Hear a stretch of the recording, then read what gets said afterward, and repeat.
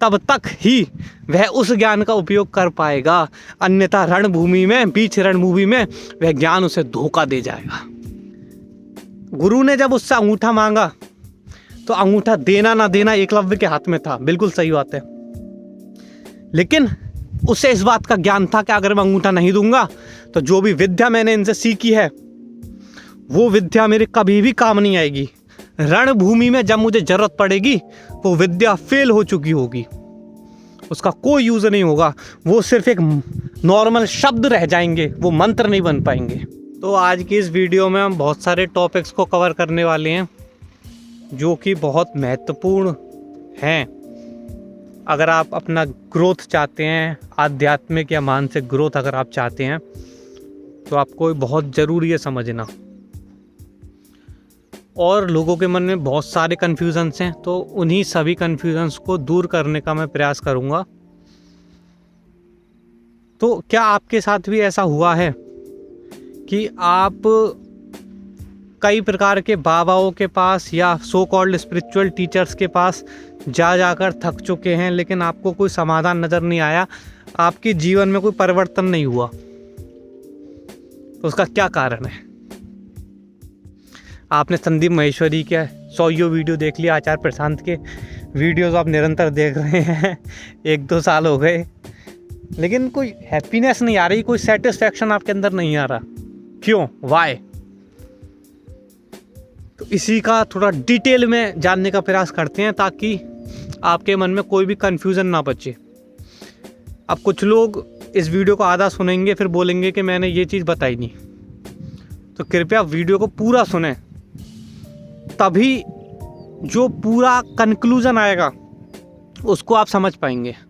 आजकल क्या है कि समस्या यह है कि मनुष्यों को चाहिए लेकिन उसके बदले में कुछ देना नहीं चाहते।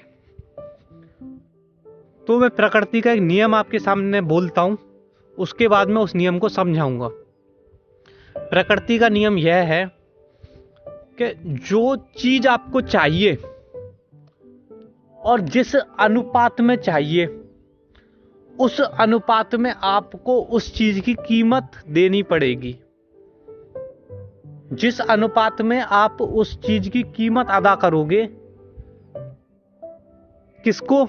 जहां से वह चीज आपको प्राप्त हो रही है उसको, तो उस अनुपात में आपको उस चीज से लाभ होगा। ये प्रकृति का नियम है।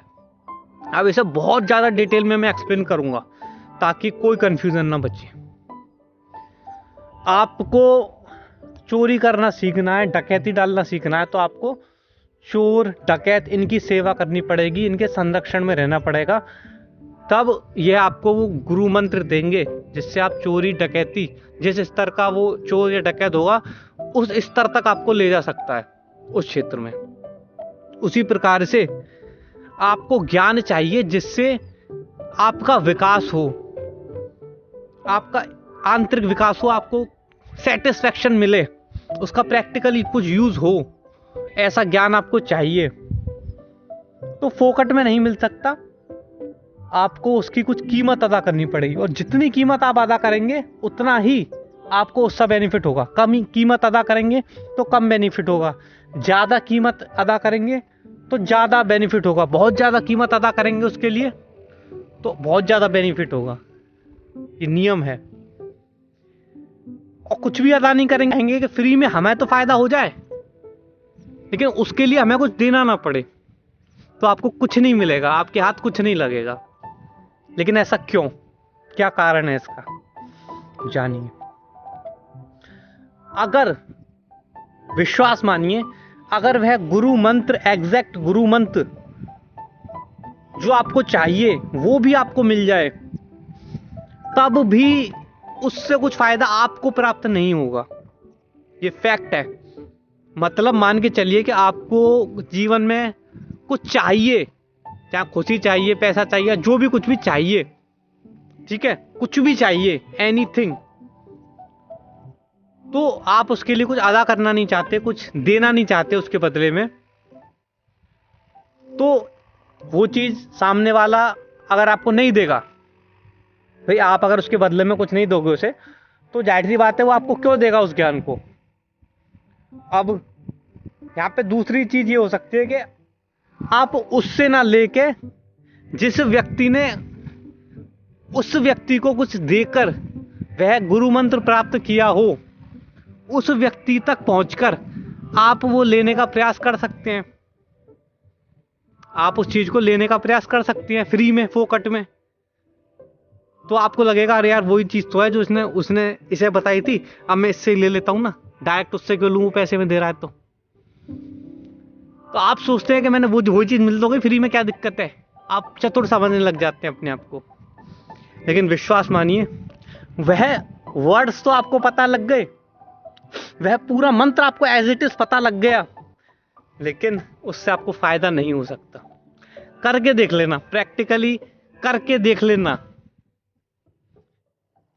यानी कि आपने अब तक जो भी चीज मुफ्त में प्राप्त की है, आप अपनी अंतरात्मा से पूछिए, क्या आपको उससे वास्तव में कोई लाभ मिला, या सिर्फ दिमाग की खुजली मिटी, या सिर्फ ऐसा वहम हुआ कि हमें लाभ हो रहा है लेकिन वास्तव में कोई लाभ हुआ ही नहीं।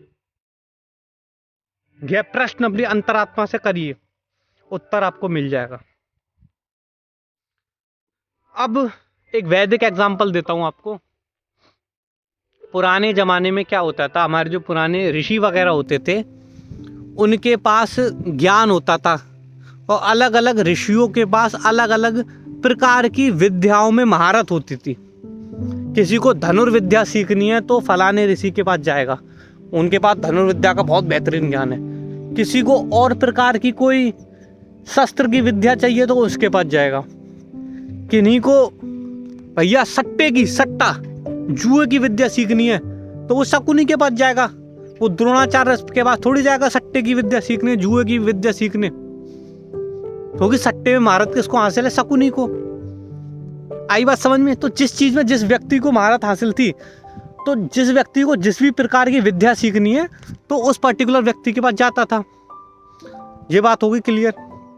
अब आपको यह भी पता होगा फिर कि जब वह स्टूडेंट अपने किसी गुरु के पास जाता था तो गुरु क्या उसे सबसे पहले वो पहुंचा गुरु के पास और लो साहब विद्या ले लो, ये विद्या। ऐसा होता था क्या? आप पहले दिन पहुंचे गुरु के पास तो पहले दिन वो आपको विद्या दे के आप मौज लेके आ गए, उसके बदले में आपको कुछ देना नहीं पड़ा। ऐसा होता था क्या? नहीं।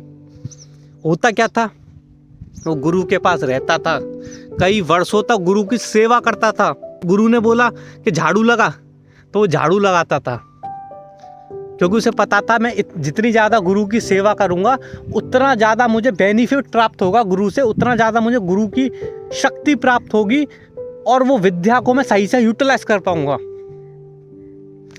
कहने का अर्थ यह हुआ कि आप उसके बदले में दोगे जितना अधिक, उतना ही गुरु की शक्ति आपके पास रहेगी ताकि उस विद्या को आप अप्लाई कर सको। ये मतलब नेचर का नियम है। मतलब ये कि आप बोलोगे कि साहब एकलव्य था, वो तो उसने तो द्रोणाचार्य की मूर्ति बना ली थी, उसने तो कोई सेवा करी नहीं थी, फिर भी वो इतना बड़ा धनुर्धर था। तो मैं एकलव्य की स्टोरी को आपको फिर से सुनाना चाहूंगा।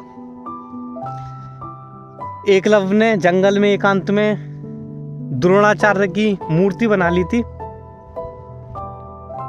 तो जब द्रोणाचार्य के पास वो गया, जब द्रोणाचार्य के पास पहुंचा कि साहब मैं आपकी इतने इतने दिनों से आपको गुरु मानता हूं, स्वीकार कर लिया आपको गुरु, तो द्रोणाचार्य ने क्या बोला?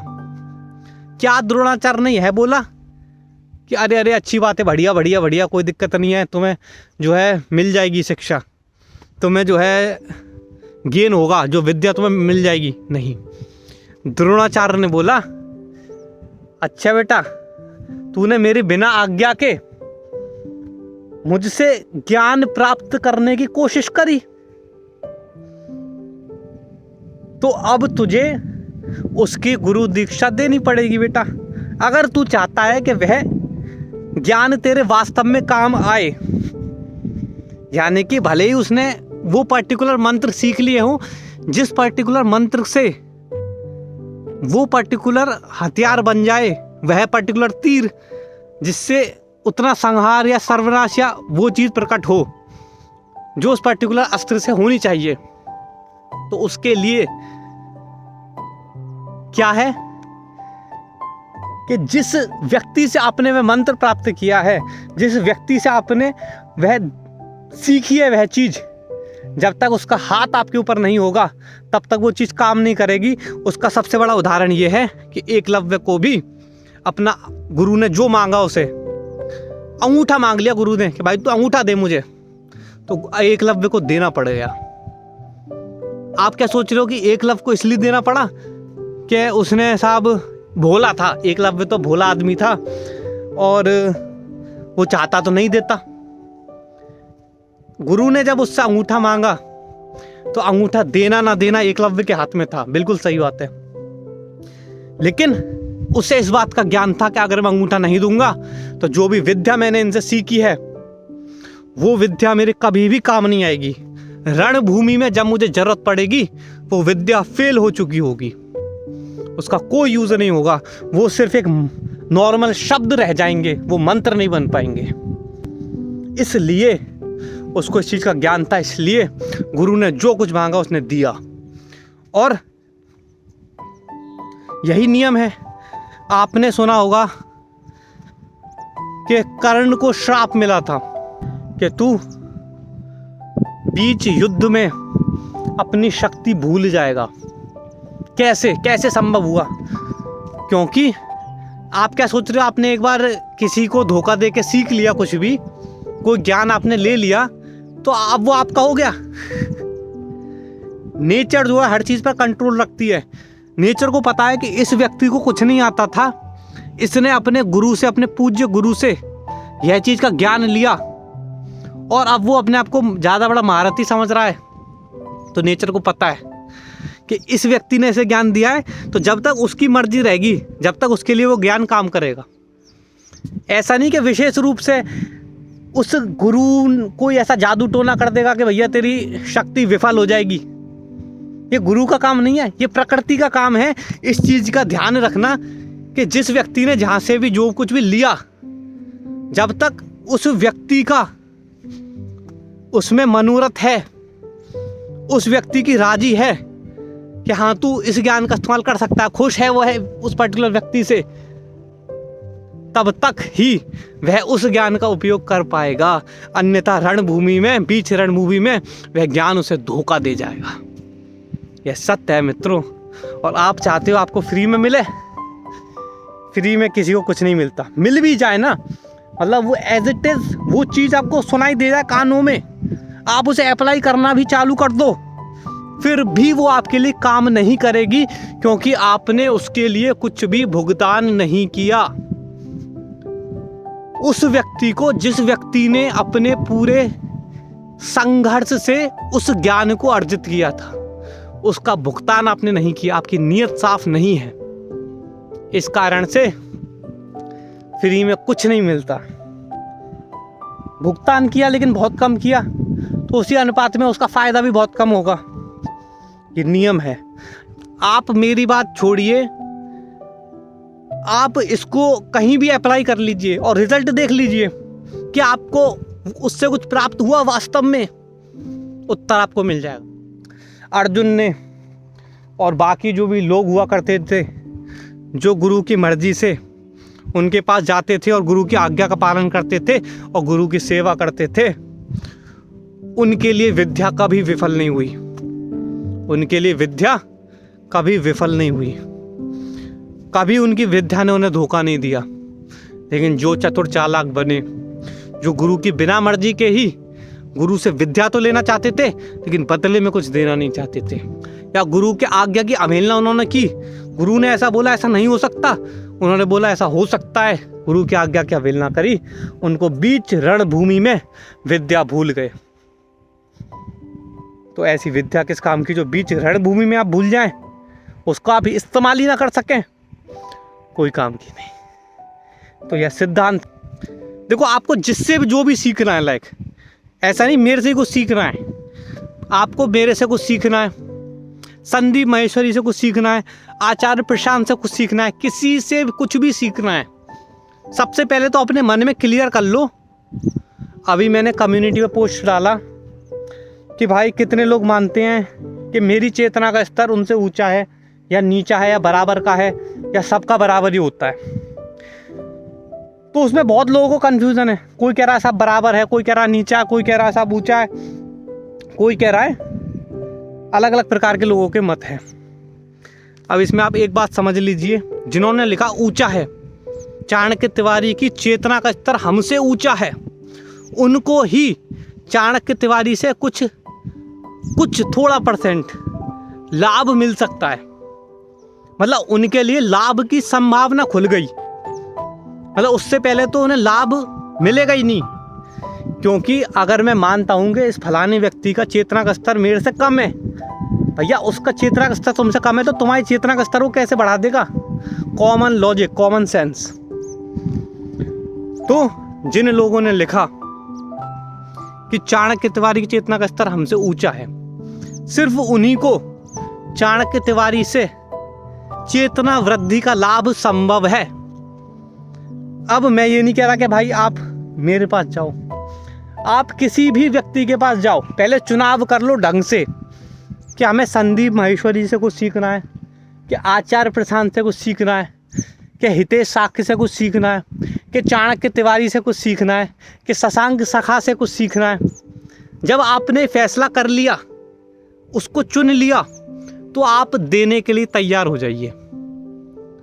वो लेने के लिए तैयार होगा और आप देने के लिए तैयार हो जाइए।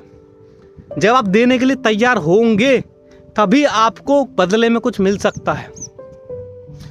तो कुछ लोग हैं कि वो देना ही नहीं चाहते, तो कभी इस तरह भटकते हैं, कभी उस तरह भटकते हैं, कभी इस गुरु के पास भटकते हैं, कभी उस गुरु के पास भटकते हैं, क्योंकि देना तो कुछ चाहते नहीं है, फ्री में चाहिए, तो फ्री में कुछ मिलता नहीं है, तो बस भटकते रहते हैं, अपना जीवन बर्बाद कर लेते हैं, हाथ उनके कुछ लगता नहीं है। तो पहले निश्चय कर लो कि आपको किससे सीखना है, और आप 10 तरह के व्यक्तियों से भी सीख सकते हो, लेकिन उन 10 को आपको भुगतान करना पड़ेगा, तभी उनका ज्ञान आपको प्राप्त हो सकता है और वह आपके काम आ सकता है। फ्री में ज्ञान तो मिल सकता है, लेकिन वो आपके काम नहीं आएगा, वो आपके लिए वर्क नहीं करेगा। As simple as that. वो ज्ञान आपको वर्क नहीं करेगा, कोई ग्रोथ नहीं होगी आपकी। इस सिद्धांत को समझ लीजिए आप। मैंने भी भूतकाल में या वर्तमान काल में जिन भी ज्ञानी पुरुष से कुछ सीखा, उसका भुगतान किया, और जिस अनुपात में मैंने भुगतान किया उनके लिए, उस अनुपात में मुझे उनसे ज्ञान प्राप्त हुआ। और जब मैंने भुगतान नहीं किया तो वह मंत्र को जानते हुए भी मुझे उसका कोई बेनिफिट नहीं हुआ। ये नियम है, चाहे मेरे लिए हो, चाहे मेरे से ज्ञानी पुरुष के लिए हो, चाहे मेरे से कम ज्ञानी पुरुष के लिए हो। यह प्रकृति का एक अचूक नियम है, इसका पालन करना ही करना पड़ेगा अगर आप चाहते हो कि आपको वास्तव में कुछ प्राप्त हो। आई होप आपको चीज़ें समझ में आ गई होंगी। अगर आपके मन में अभी कोई डाउट है तो आप कमेंट्स में लिख सकते हैं। इस बात को समझ लीजिए, क्लियर? ठीक है।